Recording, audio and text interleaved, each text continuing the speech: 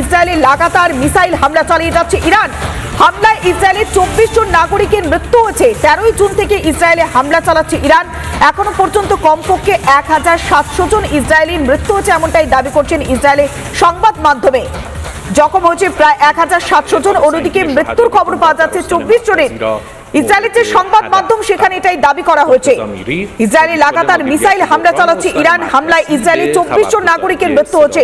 একের পর এক ব্যালিস্টিক মিসাইল, ফতাহ মিসাইল, একাধিক উচ্চ ক্ষমতা সম্পন্ন মিসাইলের সাহায্যে বারবার ইসরায়েলের উপরে আঘাত হেনেছে ইরান। পাল্টা ইসরায়েল থেকেও কিন্তু প্রত্যাঘাত করা হয়েছে। একদিকে তেহরানে যে পারমাণবিক ঘাঁটি, সেই ঘাঁটিটাকে ধ্বংস করে দেওয়া হয়েছে। আবার এর মাঝে তেল আবিবের যে স্পর্শকাতর জায়গা, স্কুল, হাসপাতাল, সেই সমস্ত জায়গাটাকেও টার্গেট করছে তেহরান। এখনো পর্যন্ত হামলায় ইসরায়েলি 24 জন নাগরিকের মৃত্যুর খবর পাওয়া যাচ্ছে। 13 জুন থেকে ইসরায়েলে হামলা ইরানের। এখনো পর্যন্ত জখম কমপক্ষে 1700 জন ইসরায়েলি।